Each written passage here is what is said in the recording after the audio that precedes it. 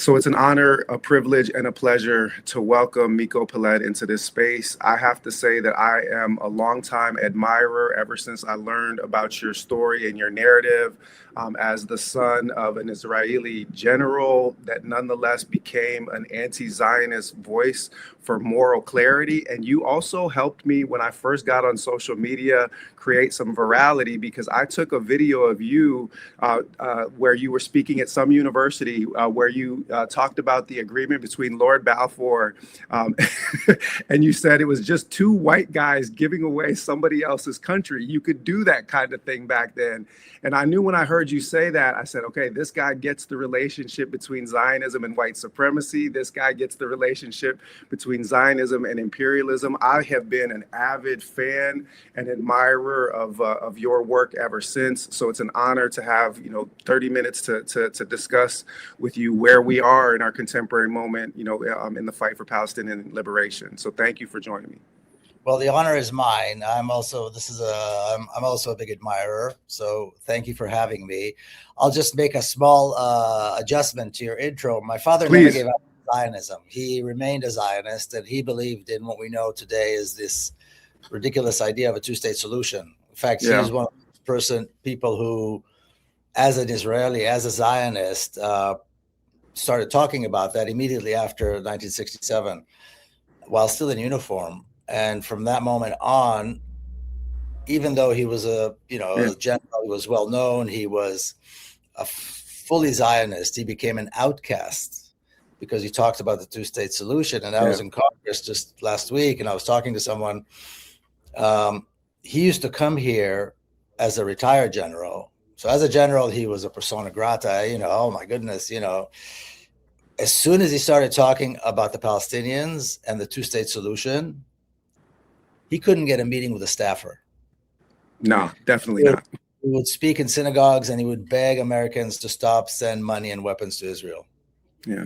He was an outcast, and he was as fully Zionist as you could be. So it's very interesting because now they talk about the two-state solution. And I'm like, well, what were you in the 70s and the 80s when this retired general was coming here begging you to do something about this? Yeah. Now, it's not even worth talking about unless you want to discuss it. But it's very, very interesting that how the atmosphere is so profoundly Zionist, and they go along with the insanity and the lack of clarity and the lack of reason, just in order to continue supporting this, like you said, this white supremacist ideology that's killing Palestinians and really destroyed Western Asia and North Africa. I mean, really, that is the one factor that has brought so much suffering and war and so on. Without any question. And so I just want to apologize for the dangling participle. When I said that the son of a general that became an anti-Zionist, I didn't mean the general was anti-Zionist. I meant you. Oh, you meant me. Yeah. Okay, I misunderstood. Yeah, okay. No. It was I could hear the dangling participle. After the fact, the modifier wasn't clear. But that gives us a great opportunity, right? Because even to take a liberal Zionist position was enough to get you ostracized, right? Because of the depth of the hardcore, genocidal, iterations that obtained and still obtain, right? That the retreat into liberal Zionism is a defense mechanism that's designed to try to preserve Zionism. So that brings maybe into our first kind of point of conversation, because the way that I've tried to organize these in the past is around the past, present, and future of our liberation struggles, right?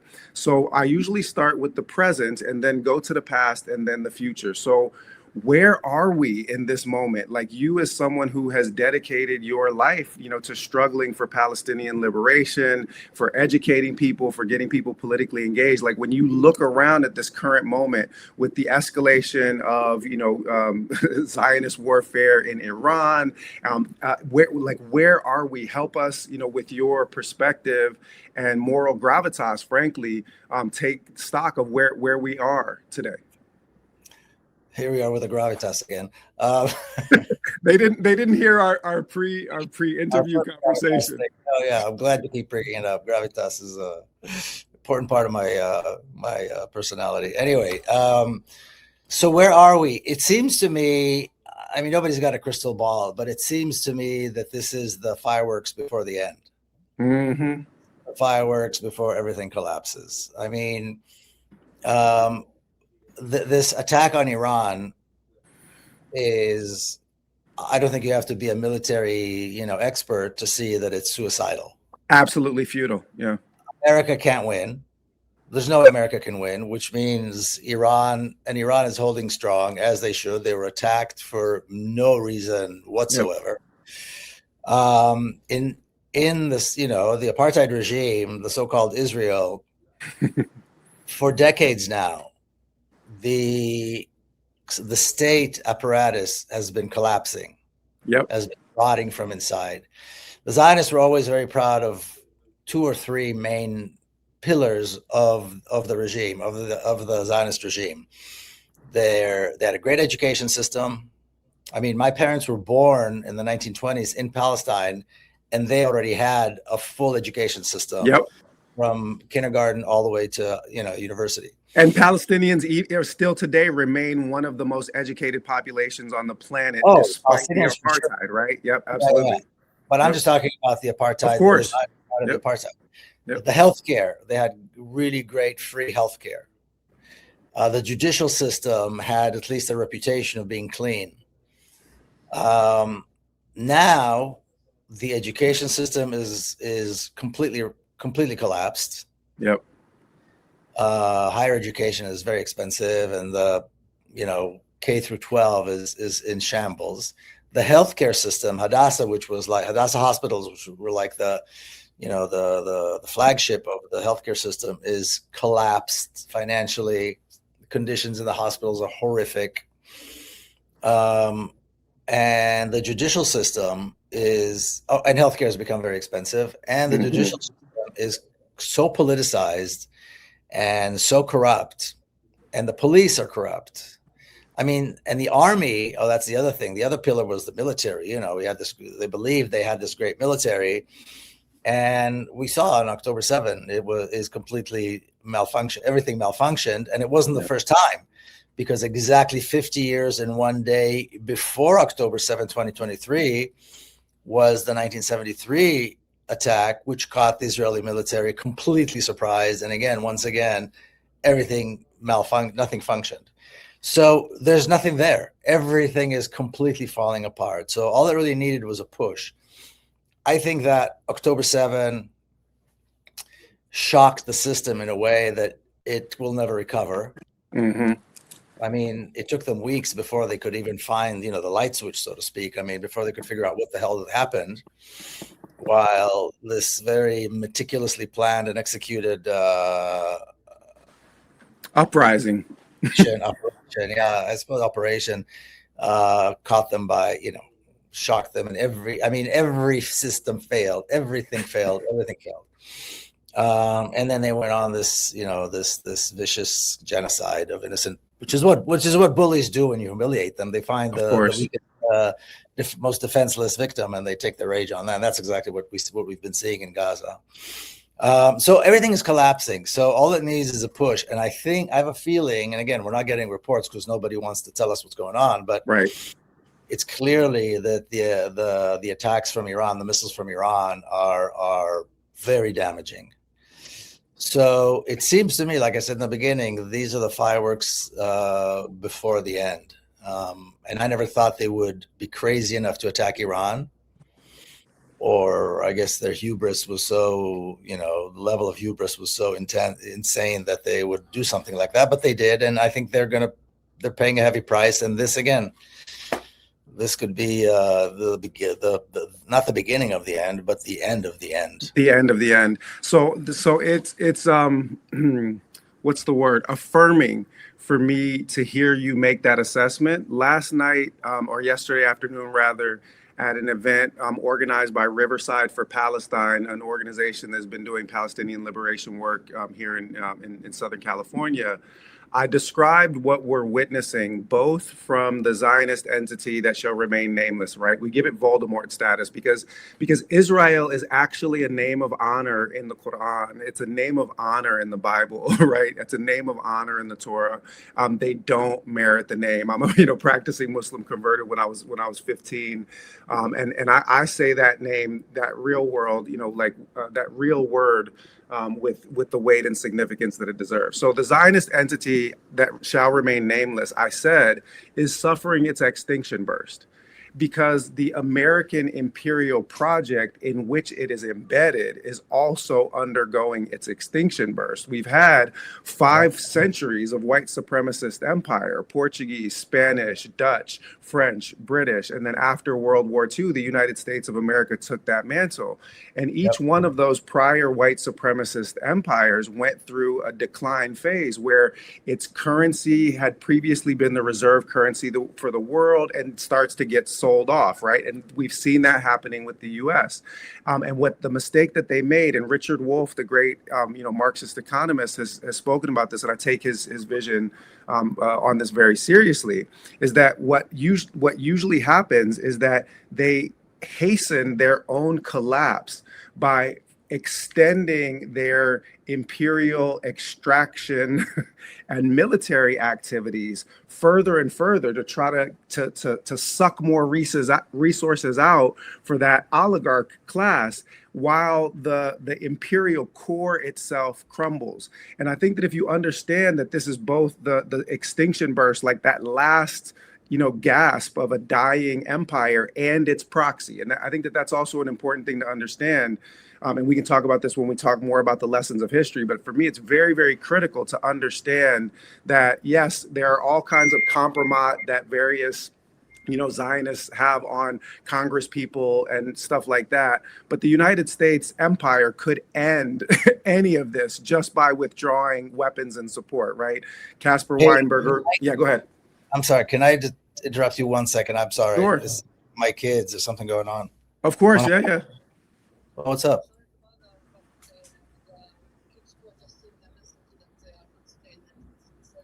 Until when? Okay, Tayyip, okay. No, I'm at work. I'm in the middle of an interview, but I'll it's recorded so we can. Okay, so 2 o'clock? Okay. Tayyip, okay. Bye. Sorry, there's weather here, and whenever there's weather here, they close the schools. I mean, okay. Wait, windy. Where are you? You're in Florida. No, I'm in Washington, D.C. Oh, you're in D.C. Okay, yeah. I grew up in D.C., so I know all about it. Yeah, the lightest bit of weather will shut everything down. It's insane. So there was 1 day of snow. The schools were closed for 10 days, and now they just notified that I have to pick up the kids in a couple of hours. So anyway, I apologize for the disruption. No, you're good. Family first, and I'll just go back and finish the extinction burst argument. Please. I'm loving hearing you talk. So. Well, so the extinction burst is this idea, like, so I have a special needs son. He's autistic, and when you're getting rid of a negative behavior, oftentimes that behavior resurfaces dramatically right before it's extinguished, right? And I really like that as a metaphor for what we're facing, because we see that these imperial caged animals respond with their most brutal forms of violence and theatrics of power precisely at the moment where their power is waning and most threatened, and in fact dying. And I think that that's what we're witnessing, both with the twilight of American empire and the Zionist entity in which it's embedded. And we're seeing this with the war in Ukraine. I mean, why did they push NATO to a point where Russia had to respond this way? Correct. They knew what they were doing. The promises were made to the Russians that NATO would not expand eastward and so on. And they knew this was going to happen. And now with Iran, I mean, the same thing. They knew they had to know what the response was going to be, that this was going to be catastrophic for the Gulf states. It was going to be catastrophic for, world's economy and so on. And they did it anyway. Both of them. And I think those two represents exactly what you just said. why would you do something so insanely suicidal and unnecessary unless the process that you just described is taking place? So yeah, it's unfolding there. It's dying before our eyes. And I mean, when I'll just be very brief on this particular point, but I read the autobiography of Malcolm X when I was 15. I converted to Islam before the week was out, and that was the beginning of the entry into my faith tradition and also to the Black liberation tradition. But one of the things that I learned from the Quran, and I found that this is in all of our sacred texts and all of our faiths and philosophies, is that all empires fall. Right, empire is doomed. It's an inevitability. It is coming. So wise people prepare for it and for what we build on the ashes of empire. But we're witnessing the imperial collapse. I wanted to go back to one thing that you said in your framing before we move directly to the past, which was that you talked about the operation on October 7th and how it caught the Zionist entity and exposed the fraudulence of its supposed vaunted military might. Right.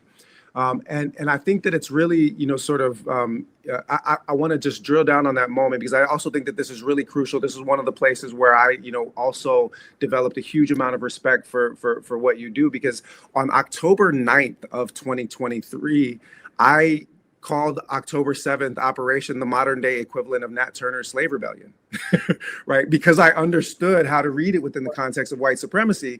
And then I said, and that these mass rape allegations that they are circulating, that this is the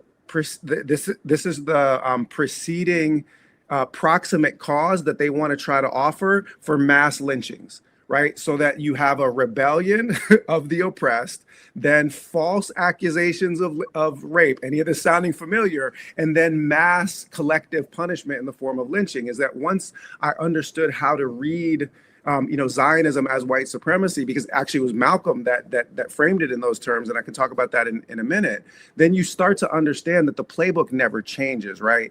And I just want to say one thing about that is that your moral integrity, became clear to me in the way that you spoke about that operation and that uprising, refusing to condemn, and because I was asked on Middle East Eye, actually, on Al Jazeera, I was asked, how do you think Malcolm would have responded to events since October 7th? And I said, well, I don't know. I don't like to put words in his mouth, but I know how he would have answered the question, do you condemn Hamas? Right. And then I continued. I said, because the right of occupied people to resist their occupation up to and including armed resistance is something that's enshrined in international law. It's not debatable. I argue further that it is our responsibility to resist occupation. It's your responsibility to resist, this never-ending stream of harm upon your people. I can't, if somebody tries to enter my home and harm my special needs son, I can't say I have a right to resist, but I'm going to forego that right and let them harm people that are in my care. It's a responsibility. It's not just a right. And it's a double standard too. One side has the right to inflict all the violence they want, but the other side, God forbid, they have to be, perfect little victims and say sorry and bow their heads. But yeah, I said this, I kind of been saying this a while. If Yahya Sinwar was not a Palestinian, we'd all be wearing T-shirts with his face on it. Yeah. He's like, it would be like Che, it'd be like Malcolm, it'd be like, but because he's Palestinian and they always invoke the Hamas issue, then of course you can't do that because you're supporting terrorism and so on. But the hypocrisy and the double standard, and also, I mean, as soon as these rumors, these horrible accusations against the Palestinians came out, I said, this is complete nonsense. What are you talking about? What are you talking about? Where did you pull that out of? Every accusation's a confession, right? I mean, absolutely. And we know that now for sure, if anybody had any doubt. But it's insane. I mean, it's exactly like you described it. We cannot allow for the oppressed who stand up, and particularly when they succeed, to get away with it. So we have to do something about it. And the other part, the part that's disappointing to me particularly, is that it was a successful operation. It was so successful that actually even Israeli generals were commending them on how successful they were. Right. But their ability, because they're breaking away from a concentration camp, because they're breaking away from, something that could maybe be described as a maximum security prison. Yep. Whereas their resources are limited. Yep. So they're able to do what they did. And then where's the world coming to finish the job? Support them. Look what they did. Look what they did. And I don't know if you remember this, but a couple of years ago, there was a prison escape. 6 Palestinians escaped from this maximum security prison using a spoon. And suddenly the spoon became a symbol. So it was a brilliant operation. I don't know how they managed to do it. And then they were out there for several weeks before they were caught. And they were caught one at a time. And I assumed after the first few days that they crossed the border. They're gone. Right. Only to realize nobody took care of them. They were hiding in a bush or in a cave, and boom, boom, boom, boom, boom, they were caught. I'm going, why didn't anybody support them? Why didn't anybody help them cross the borders, go overseas, do something? And it's the same story again and again and again. The Palestinians are showing incredible courage. And where are we? Huh? And where are we? Where are we? How come we weren't there to support them, to finish the job, to help them out? Instead, we're sending them weapons to wipe out hundreds of thousands of people in a concentration camp. Why are we never there? Why is the world never there? And I know why, but it's just incredibly disappointing every single time these things happen, and things become always worse for the Palestinians, always worse, always worse, always worse. And it's a ridiculous question. What's it going to take before the world wakes up finally and says, okay, done? I don't know the answer to that, but because if this didn't do it, I don't know what will.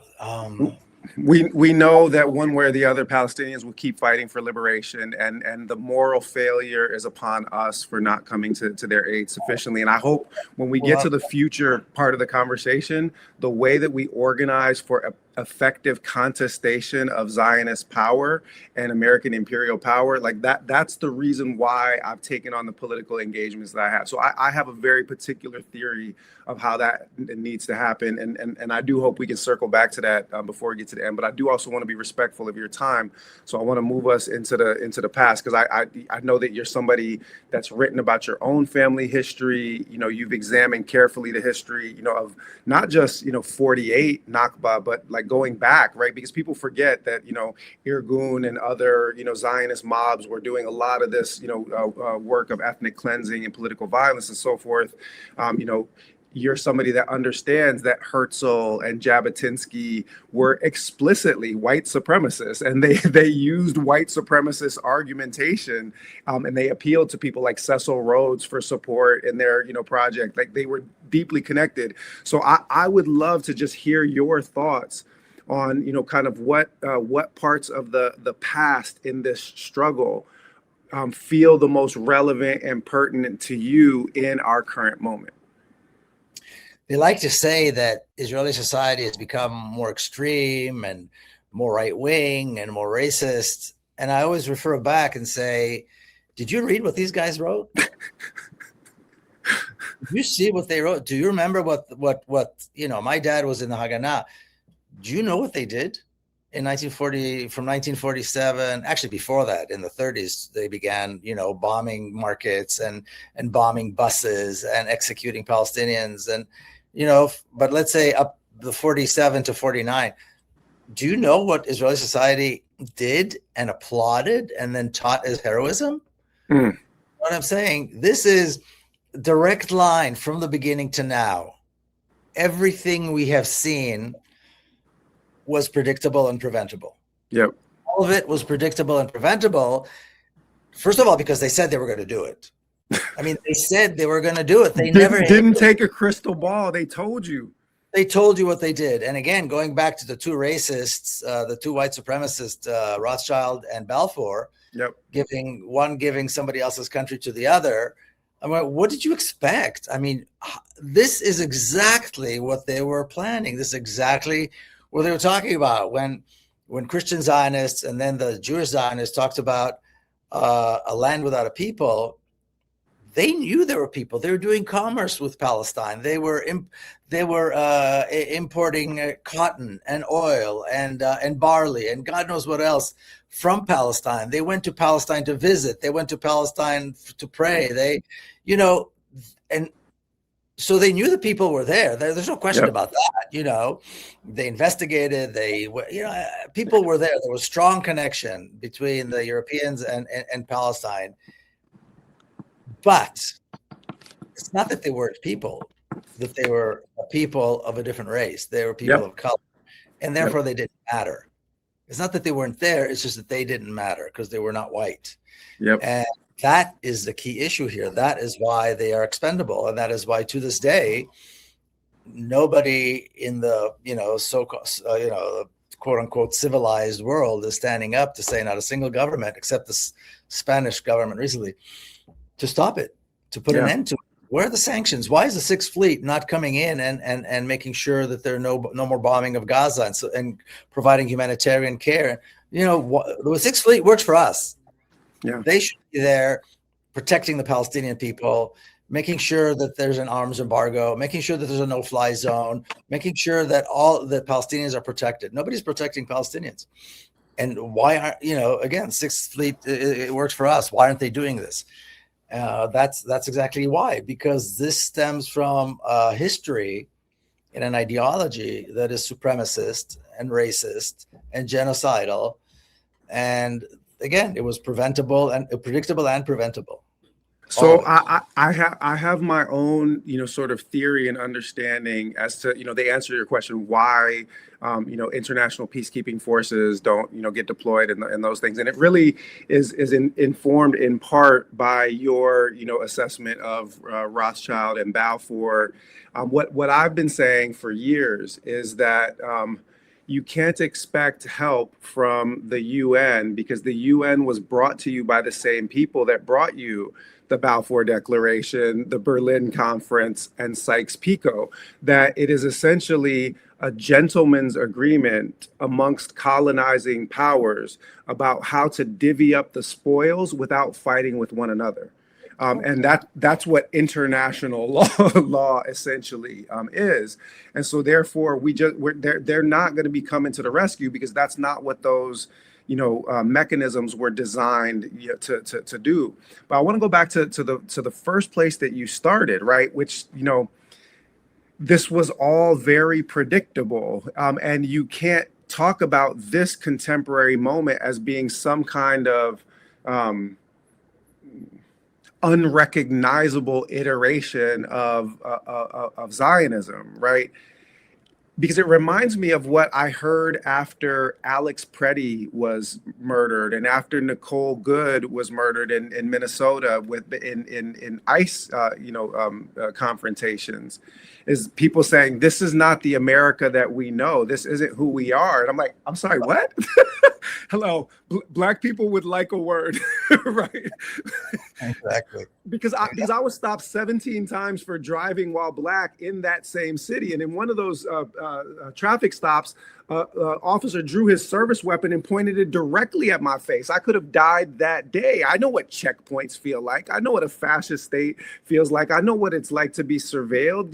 Genocidal, violence and surveilling and policing isn't anything new. And I think that that's part of the fiction of both American liberalism and liberal Zionism, right? Is that they want to represent, fascism and genocide as somehow aberrant, abnormal behavior in an otherwise okay system, right? Because it takes away what Nathan Irvin Huggins, great African-American historian, said.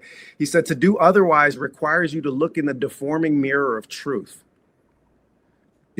Very similar, I think. I hate to bring Epstein into this, but it's the same thing that's shocking about Epstein.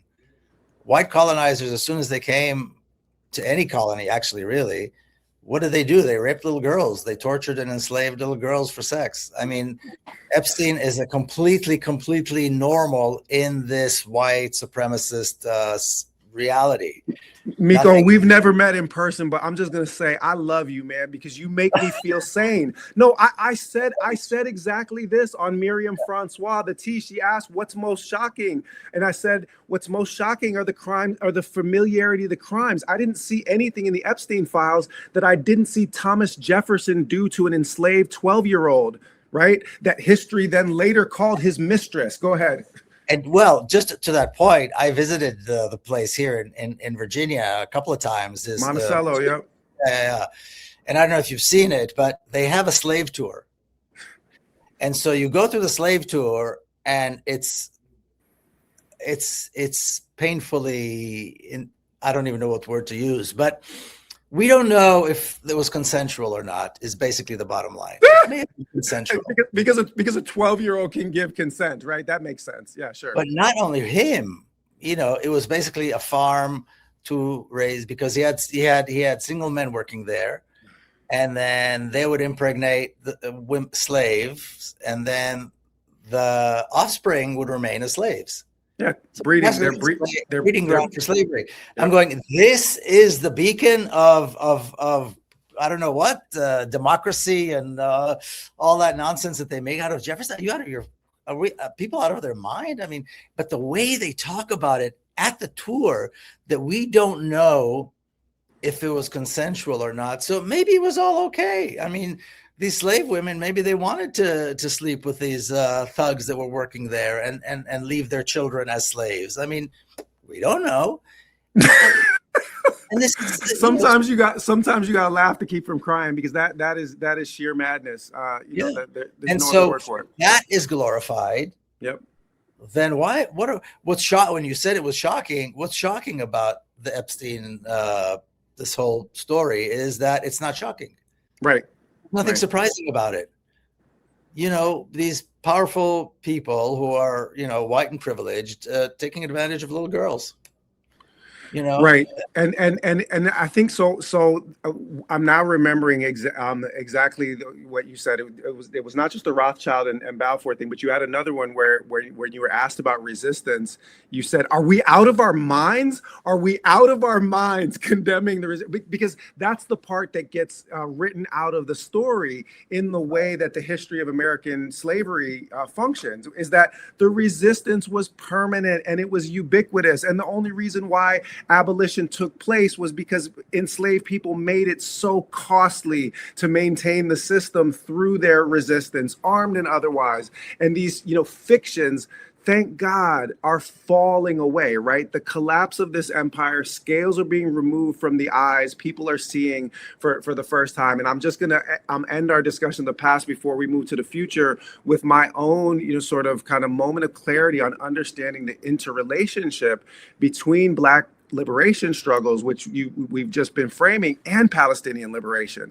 And for me, it was from Malcolm, right? Because again, Malcolm is my door to my faith tradition, but also to the Black radical tradition. Everyone knows about, or every anti-Zionist knows about Malcolm's 1964 article in the Egyptian Gazette, Zionist Logic, where he just mocks, Zionist logic and says, where is your Messiah? Is your Messiah, Ralph Bunche and the UN? Like explain, your theory of Zionism. But I think what people are unaware of is that Malcolm visited Khan Yunis. Malcolm went to Gaza. Malcolm met with leaders of the Palestinian Liberation Organization. And I learned from the amazing dissertation research of one of my colleagues, Maitha El-Hassan, that Malcolm, in his field notebooks, when he came back from Khan Yunis, he wrote, "This is a white Jewish population being empowered by white imperialists to move Arabs off their land." Malcolm immediately understood what he was looking at and framed it in terms of white supremacy, right? And when you understand that Zionism is just a regional variant of white supremacy, the same way that German Nazism was a regional variant of white supremacy, the same way that British imperialism weaponized a regional variant of white supremacy, the same way that those American regimes of enslavement were in a regional variant of white supremacy, then you understand what you're facing. And also how you have to organize to resist it, because the enemy is the same enemy, right? And people forget that you can be a victim of white supremacy on one day and a perpetrator of white supremacist violence on another, right? Back to that extinction burst that we talked about. People forget that the Jews that were shoveled into ovens at Auschwitz, so many of them were in the last days and months of the war, after the war had already been decided, because these white supremacists, right, are going through their own extinction burst and enacting this horrific violence on European Jews.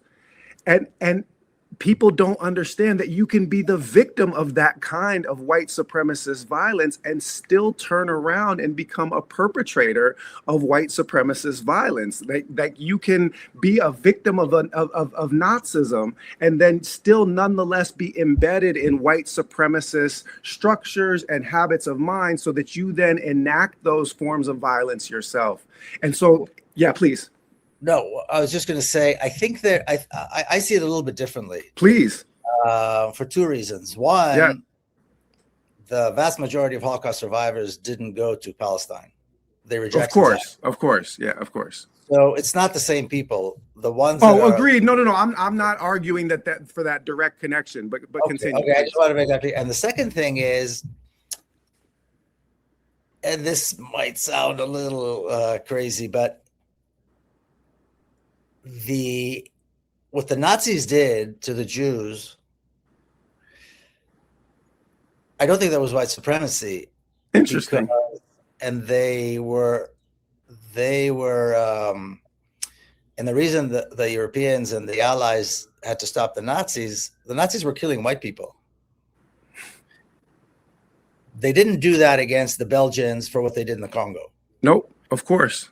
Same commanders who commanded the French resistance then went to North Africa and committed horrific crimes against, absolutely, in Algeria and so forth. So I think the reason it's a little strange, because the way they came out against the Nazis was basically, I think, because the Nazis were killing white people. If the Nazis did the exact same thing in Africa or in Bangladesh, like the British did, then they may not have been a problem. You know what I mean? I completely. Kind of a weird kind of dynamic that went on there. And again, and the reason I said the thing about it's not the same people, because very often people say that and saying, how could people who suffered this and can now do this? And I'm like, they didn't. Yeah, they didn't. We're in fundamental agreement on both points. So I'm glad that you created the opportunity for clarity. Not only is it a hypothetical that if they did this in Africa, there wouldn't have been a similar response. They did it in Africa. They did it in Africa. They did it in Africa first, right? So the Herero massacre, early 20th century. I teach African history. These are mostly African history books behind me, right? And I have a graduate student, George Njung, who worked on German colonialism, and he described German massacres where they would literally tie up all the men in the village, rape the women in front of the men, then kill the men in front of the women, then kill the women, then kill the children, and then play catch with infants and end the game of catch with the bayonets of their rifles. And the world had nothing to say about that for exactly the reason that you mentioned. And Aimé Césaire, the great Black Caribbean intellectual, was the first to talk about it in Discourse on Colonialism, where he said that what happened is that fascism was when Europeans decided to do to one another what they had been doing to the colonial world all along. So we're in fundamental agreement. And I would argue that that Nazism's war on European Jewish populations, yes, they were white, and that doesn't mean that it wasn't white supremacist, in my view, in its orientation, because it was some kind of Semitic stain and barbarism and all of that structure of Western civilization. Because that's the other part is that non-white people, right, or off-white people, internalize white supremacist ideas all the time, and we enact them. Bell Hooks famously said, white supremacy isn't isn't a white people's problem. White supremacy is embedded in all of our institutions. And the biggest thing that was offensive to me of Kamala Harris's presidential campaign is that this was this black woman weaponizing black womanhood in order to defend white supremacist genocide. And that just made me sick to my stomach. And just to close the last point before we move to the future, I could not agree more that these were not the same people. All I meant was that the justification that was utilized was the justification that was utilized was that this kind of white supremacist violence had been visited, and the reality is that anyone can see that Zionist political engagement and ideological practice is as close a cousin to the exterminationist philosophy of German Nazism. And remember, the German Nazis, Hitler wrote with admiration about the genocidal violence against Native Americans and Africans. Like, if you understand that white supremacy is the glue that holds it all together, it helps you read a bunch of other things. Of course. And I just want to touch on something you may want to touch on. Please do. But it's just, you're talking about the Black and the Palestinian struggle. And I'm sure you know the story of George Jackson and the poem by Samih al-Qasim. Yeah, but tell it. So when after George Jackson was murdered, they found this poem in his cell. And correct me if I'm wrong on the details. And I think for many years, people thought it was his poem. And then they realized that he was reading a poem by a Palestinian poet, Samih al-Qasim. Yep. And so the fact that you could read a Palestinian poem and completely think that it's appropriate for the black liberation movement and to the Black Panthers is so telling. It's just so absolutely, it's just right there. And I think it's one of the most incredible stories.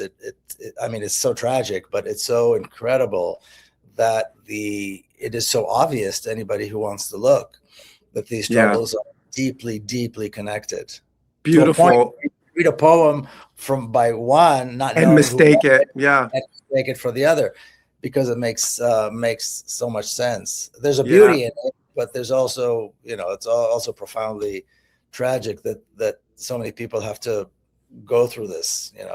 I think it's definitely tragic, and I think that it does actually also light the way forward for us, because I think that being rooted in that Black liberation tradition, and especially the way that it reached out with those international dimensions, understanding what Césaire called that imperial boomerang, right? That what is done in the colonized world eventually comes back, that it helps kind of create this organic whole, that our struggles are indeed connected, that the Black liberation struggle, the struggle for Palestinian liberation, is one struggle. That's what made Malcolm so dangerous. It's what made Stokely Carmichael, later Kwame Ture, right? Because SNCC becomes an anti-Zionist organization in 64, 65 on following Malcolm's example, and they get, attacked. But it's a consistent thread through the Black radical tradition. James Baldwin, 1979, open letter to the born again, says the state of Israel was not created for the salvation of the Jews. The state of Israel was created for the salvation of Western interests, right?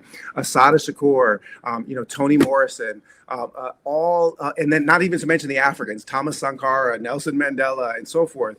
That understanding that it's not an abstract question, it's not a moral argument to say that our liberation is interconnected. It's a practical argument that orients you towards the political struggle that you need to engage in for collective liberation. So I guess that's our last, kind of window into this conversation, is what do you see as critical in our way forward towards Palestinian liberation and towards our collective liberation from here?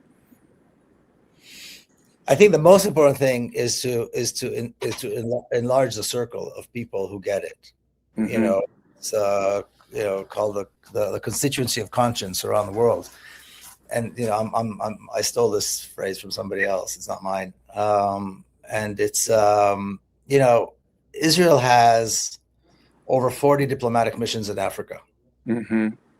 They are pushing Zionism. They are inviting young leaders and young entrepreneurs and teaching them and providing them, and on and on and on and on and on. Yep.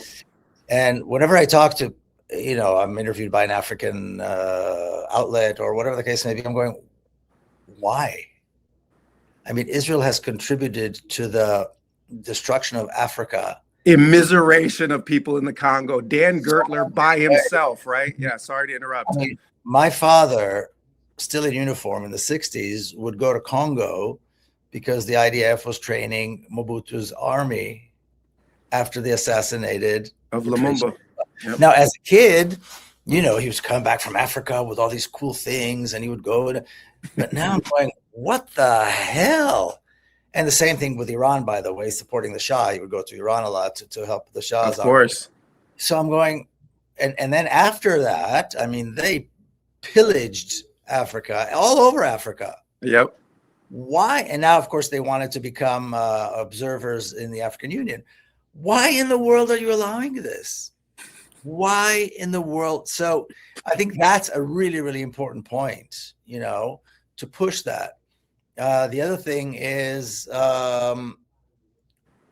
Black churches. The Zionists have been pouring resources into the Black churches for decades because they're always ahead of us. They're always ahead of us. They knew that someday people were going to come up and realize Zionism is white supremacy and racist. So they had to conflate anti-Zionism with anti-Semitism. So then they came up with a new ridiculous definition that everybody, follows, like some kind of, like it came down from the mountain with Moses, the IHRA definition. Who the hell is the IHRA and why do they get to define things?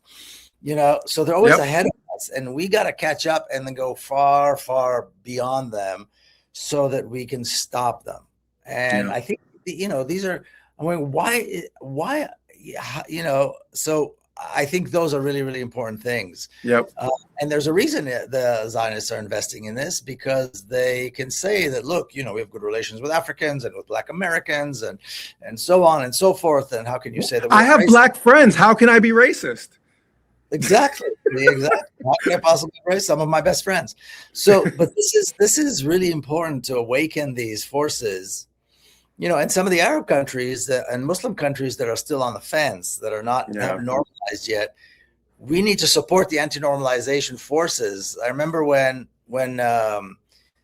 Indonesia was hosting the 20 and under FIFA championships. And they allowed these the apartheid team to come and participate. So and the ambassadors, quote unquote, of the Palestinian Authority was there saying, fine, gave it his okay. So the Indonesian anti-normalization people called me and asked me to put out a video. Gradually, some of the governors of some of the states in Indonesia said they won't allow them to come in. And then eventually it got to a point where it was obviously not going to work.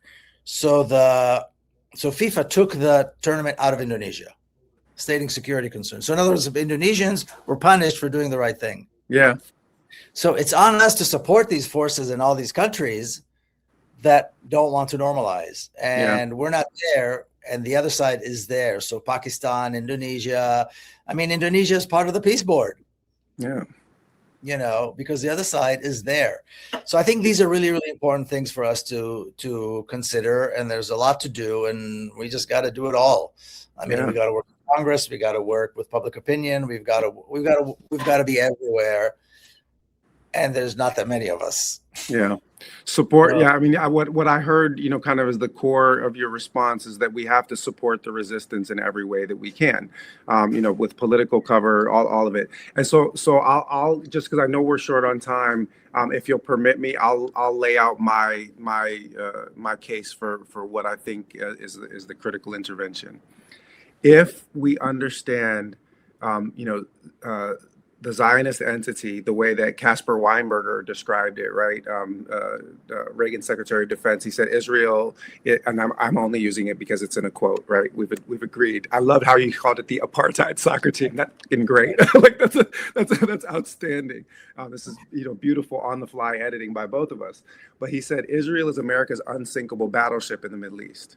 Right. So if you understand that this is the proxy that allows U.S. imperialism to structure its resource extraction, then the place where Zionism is most vulnerable is inside the imperial core. And I think that that's the reason that the fight over the narrative around Zionism, especially for the younger generation, has been so brutal. It's the reason for, them sending jackboot thugs to remove kids from, peaceful encampments on my campus in blue states, not red states, right? This is a bipartisan, genocidal regime. I think it's because they perceive that the principal vulnerability is inside the imperial core.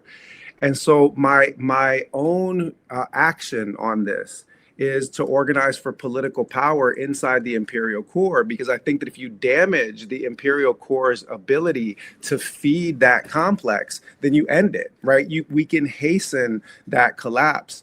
And so that's literally the reason why I'm running for office, because Kwame Ture, who I mentioned before, he said revolutionaries don't just mobilize around issues. Revolutionaries organize against systems. For me, our mobilization, the protest against these things has not been sufficient and cannot be sufficient, because nonviolent protest, Kwame Ture said, is predicated, its success is predicated on your opponent having a conscience, and America has none. Like, you can't make a moral appeal to white supremacists. That's not going to work, right? You have to contest them for power. And I think that one of the places where they're most vulnerable is in political contestations. I'm at 5% right now, 8 points off of the lead in California. If you got an anti-Zionist into executive authority in the state of California, the third largest economy on the planet, and the state of California divested from any genocidal industry, that's the end of Israel. That's the end. That's the end of them, right? And it's this strategic vulnerability in the system, because corporate capitalism it controls the mainstream media. It controls those two political parties, but we still have these pesky elections. And Malcolm, that's the reason why Malcolm organized for political power. He said, we're going to knock on every door. We're going to register every black face behind every door, not as a Democrat, not as a Republican. We're going to say, show us your card. And whoever didn't have the responsibility to get themselves registered, we might just move them out of town. It's going to be the ballot or the bullet. I actually believe that we can take power from these people right here in the imperial core, and they will never recover from it. Yeah, and I couldn't agree with you more. I think it's way past time. But I just want to touch on something. Please. When you talked about the nonviolence, resistance assumes that there's a moral. I was there in 2005. Palestinian decided to create this. The popular resistance, which was focused on unarmed resistance, non-armed resistance, and protests every weekend. And the amount of violence that they received was shocking. One time I went to one of these marches, and I brought a Palestinian friend who's a professor. He lived overseas for many years, and he wanted to, he taught me Arabic. Actually, I was taking Arabic with him in MashaAllah. And so I took him, and we're marching. You're walking, and it's basically, when you look at the Palestinian side, people are wearing T-shirts, holding flags, kids running around. So it seems really benign, and then all of a sudden, this barrage of bullets and tear gas. And this old gentleman, this professor, he was like, why are they shooting? What's going on? What the hell are they doing? He was so shocked. I said, well, welcome back to Palestine, sort of thing. And then I went to this other town where they throw rocks. And that's kind of their thing, and everybody said, oh, that's violent. That's not okay. And my dear friend, who's, from that, he goes, we're defending ourselves. We're not the ones invading. We're farmers. When we see a danger, we pick up a rock, if it's an animal or something, this occupation is like a snake. It's coming in to kill us. What do you expect us to do? This is violence? You call us? We're the ones being violent? So, that's assumed. And we know, and it's been proven that the other side has no morals. And yet the Palestinians continue to have morals.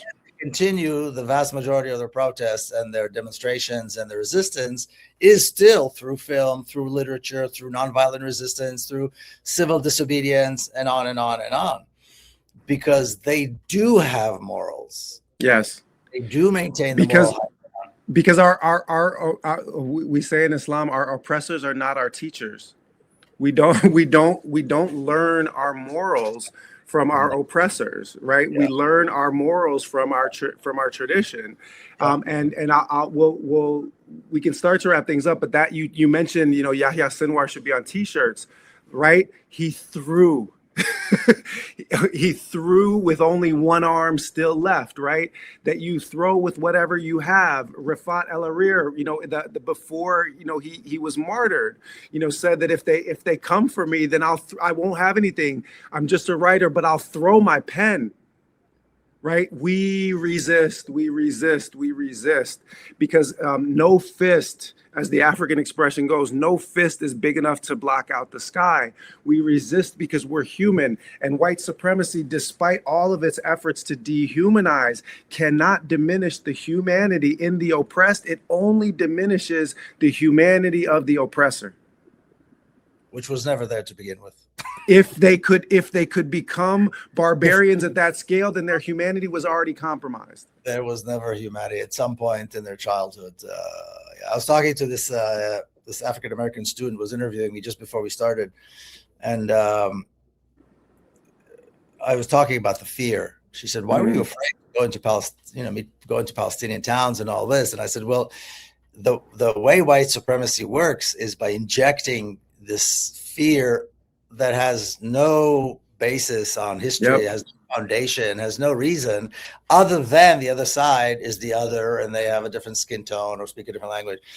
And so I couldn't explain why I was scared the first time I drove to the West Bank or into Palestinian towns in Palestine. I couldn't explain it. You were just conditioned. You were conditioned. I was terrified. I thought this is going to be my last day on earth because these people are going to kill me because I look like they can see that I'm not a Palestinian and I'm driving a car with a yellow license plate, which means I'm Israeli. And it was the first. Nobody's ever asked me. The first time I actually had to explain that fear is the white supremacy. It's the core of the white supremacy, and that's how they maintain it. What are you afraid of? Why are you afraid when you see a black man walking at night, in the evening? You know what I mean? But this is white supremacy. We have to cross the street. You're conditioned for it. We see a bunch of black kids in the corner. Oh, that must be doing something really bad. I should cross the street because I'm a white. This is how they maintain it because it's so deeply, deeply ingrained in us since childhood as white people. Yeah. So I was telling her, I was liberated by Palestinians. I was liberated from that by my Palestinian comrades, thankfully, that I can see things now, and for what they are.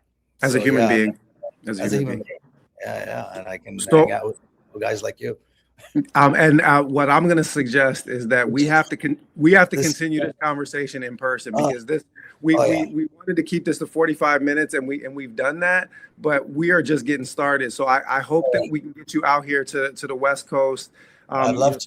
Sometime before the primary on June 2nd, so that you can see the political movement that we're building, to try to actually, build genuine anti-Zionist political power. Really, really appreciate you, brother. Thank you for making the time, and we'll get you out here to Cali, so that you don't have to put up with those DC snowstorms. LOL. Thank you so much. I really appreciate you too, man. It's been a pleasure. A real pleasure. We'll talk again real soon. Appreciate you. All right. Take care.